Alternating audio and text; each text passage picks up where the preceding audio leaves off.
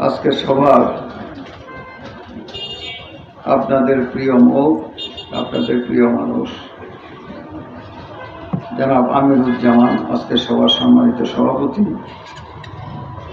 আজকের সভায় যিনি উপস্থিত রয়েছেন বঙ্গবন্ধুর কন্যা জননেত্রী শেখ হাসিনা, যাকে খুব পছন্দ করে দ্বিতীয়বারের মতো আমাদের দায়িত্ব দিয়েছেন। আমরা যারা আওয়ামী লীগ করি, আওয়ামী লীগের অভিভাবক হিসাবে যিনি দায়িত্ব পালন করছেন এই নারায়ণগঞ্জ জেলায়, আব্দুল শহীদ মোহাম্মদ বাদল আজকে এখানে উপস্থিত আছেন। আওয়ামী লীগের অনেক সিনিয়র নেতৃবৃন্দ এখানে আপনারা দেখছেন, অনেক সিনিয়র নেতৃবৃন্দ এখানে উপস্থিত আছেন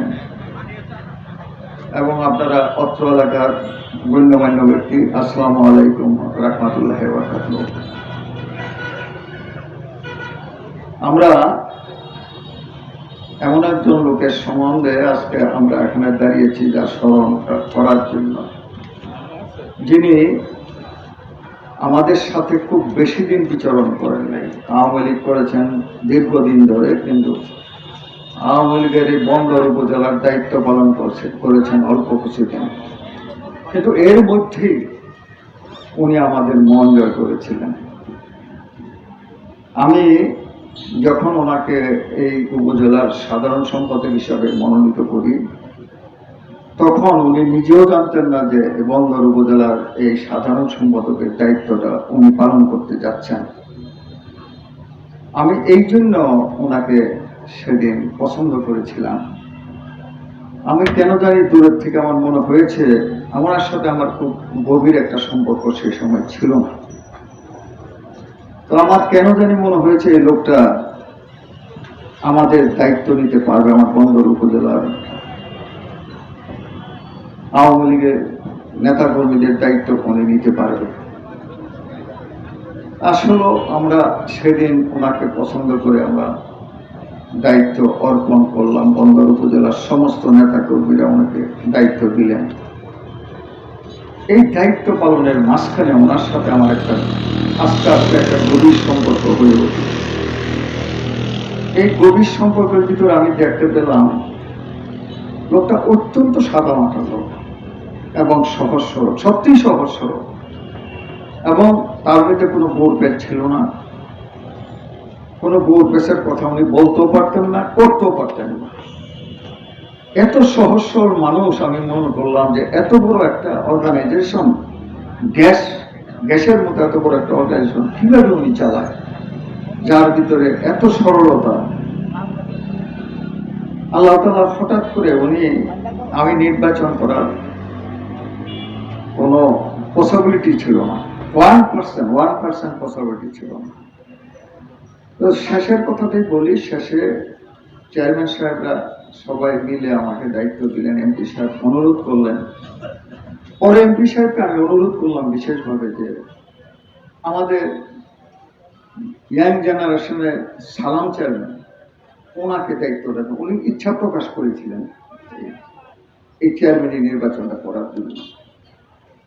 তো আমাদের কাজিম ভাইও ইচ্ছা পোষণ করেছিলেন। তারপর 3 বারই বললাম আমি যে সালামকে দেন, সে ইয়াং আছে, সে তার পক্ষে সম্ভব, আমার স্বাস্থ্যগত কারণে হয়তো আমি এটা পারবো না এখন। তো উনি বললেন যে না, সালামের বয়স আছে, সে আরো 4 বার ইলেকশন করতে পারবে, কোনো অসুবিধা হবে না। পরিশেষে আমি বললাম কাজিম ভাইয়ের কথা। কাজিম ভাই আমার পরে উনি একটা মুরব্বী, ওনাকে দেন, উনি এই দায়িত্বটা পালন করতে পারবে, আমাদের দায়িত্ব উনি নিতে পারবে, উপজেলার দায়িত্বটা উনি নিতে পারবে।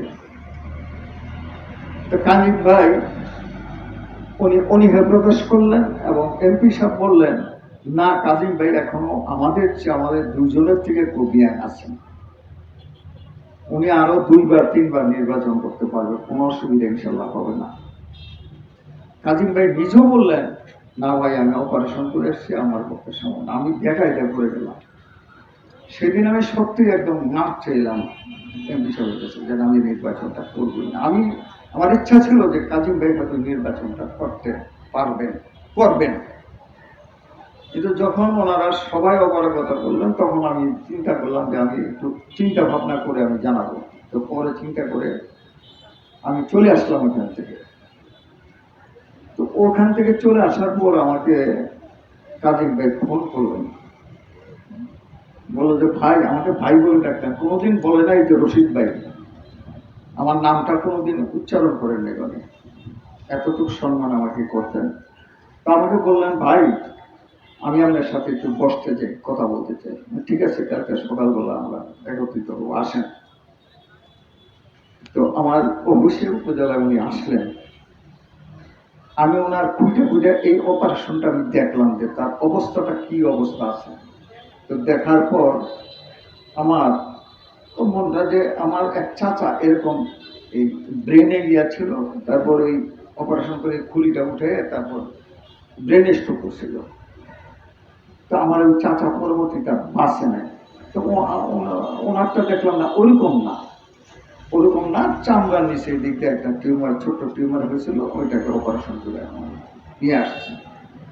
তা আমি দেখে আমি নিজেরে নিজে আশ্বস্ত করলাম যে আল্লাহ তাআলা ওনাকে সেভ করে দিছে। আর এটা যদি চামড়ার নিচে না হয়ে যদি চারার নিচে হইতো তাহলে সমস্যা হতো না। তা আমি ভাবলাম যে এটা তো একটা সাধারণ ব্যাপার, এটা কোনো সমস্যা না। তো আমাকে বললো যে ভাই, আমার তো এমন কোনো অসুবিধা হয় না, যে সিটি স্ক্যান করার পর একটা দাগ, ছোট্ট একটা দাগ পাওয়া গেছে। তা আমি ভাবলাম অপারেশনের পর তো অনেক তুলা তুলা থাকে, অনেক ঝামেলা টামেলা থাকে, ওরকম কিছু হইতে পারে কিনা। যাই হোক, আমি বললাম যে যান, আল্লাহ নাম নিয়ে আমরা ওখানে যাক। ভাই এইসব কারণে আমার নির্বাচনটা ভাই সত্যি আমার হবে না, তবে আমি মনে প্রাণে চাই, আমি অনুরোধ করি আপনাকে যে আমাদের নেতা কর্মীদের বাঁচানোর জন্য, ওনাদের একটা ভালো রাস্তায় নেওয়ার জন্য, আওয়ামী লীগ থেকে বাঁচানোর জন্য আপনি দায়িত্বটা নেন। আর আমি আপনার পক্ষ থেকে আপনার যাতে সেভ হয়, যতটুকু করা দরকার আমি তার চেয়ে বেশি করব, আপনি কোনো চিন্তা করেন না। আমি ওনার কথায় কেন জানি মন্ত্রমুগ্ধর মতো আমি আশ্বস্ত হইলাম। আমি সত্যি, আমি এখানে দাঁড়িয়ে বলছি আপনাদের, ওনার কথায় আমি 75% আমি আশ্বস্ত হচ্ছি যে যেখানে কাজিম ভাই আসে, আমার মনে হয় নির্বাচনটা আমার জন্য খুব ইজি হবে। আসলে সত্যি উনি যে আমাদের ছেড়ে চলে যাবেন, এটা কল্পনার বাইরে ছিলেন। যাই হোক, উনি ওখানে থাকতে আমার সাথে 2-3বারই আলাপ হয়েছে, এবং সে আলাপে আমি বুঝছি উনি খুব সুস্থ এবং ভালো আছেন। হঠাৎ করে স্ট্রোক করে উনি যে আমাদের সবাইকে ছেড়ে চলে যাবেন, এটা আমরা কল্পনা করতে পারিনি। তবে একটা সময় মানুষকে যেতে হয়, সবাই যেতে হবে। এটা এমন একটা সময় উনি চলে গেলেন, যেটা আমি জানি না যে তার পরিবারের কতটুকু ক্ষতি তো অবশ্যই হয়েছে, এবং আপনারা যারা উপস্থিত আছেন, কে কার কতটুকু ক্ষতি হয়েছে। সবচেয়ে বেশি ক্ষতি হয়েছে আমাদের সংগঠন আছে।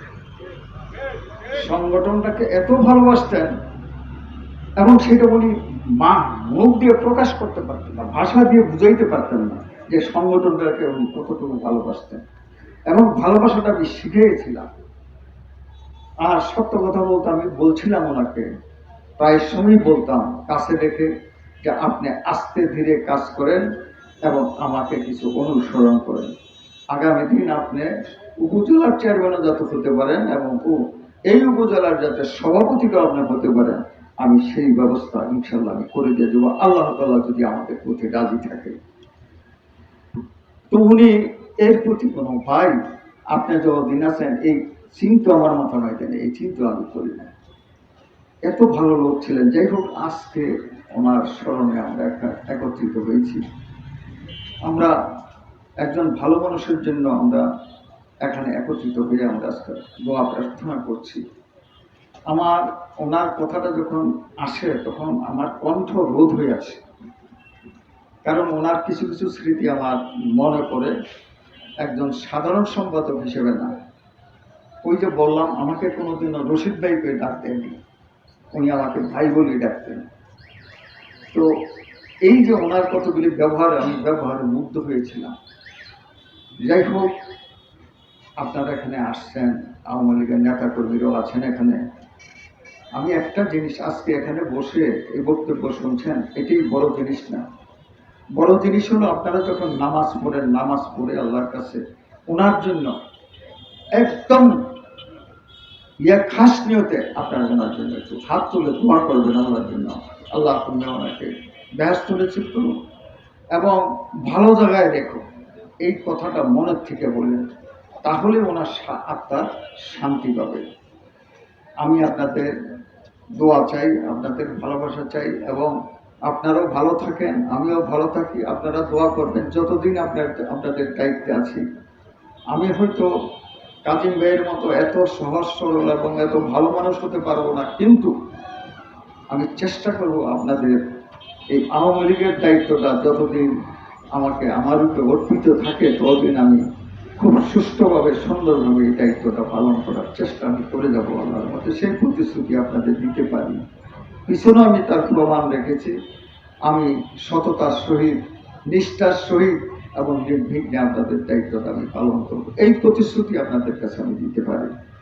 আর আপনারাও আমার জন্য নামাজ পড়ে দোয়া করবেন, আমি যেন আপনাদের কাজগুলি সঠিকভাবে এগিয়ে নিয়ে যেতে পারি। আর আগামী উপজেলা নির্বাচনে 8ই মে আমার মার্কাটা দোয়াত কলম, যারা এখানে উপস্থিত আছেন, যদিও আজকের এই স্মরণ সভায় এই কথাটা আমার বলা ঠিক হচ্ছে না, তারপরও আমি একটু বলে দিই, সেদিন আপনারা 8ই মে নির্বাচনে আপনারা এবং আপনাদের আশেপাশে যারা আছেন সবাইকে নিয়ে এই দোয়াত কলম মার্কার ভোটটা আপনারা সঠিকভাবে দিবেন, এই আহ্বান জানিয়ে আমি আমার বক্তব্য শেষ করছি। জয় বাংলা, জয় বঙ্গবন্ধু। আসসালামু আলাইকুম ওয়া রাহমাতুল্লাহি ওয়া বারাকাতুহু।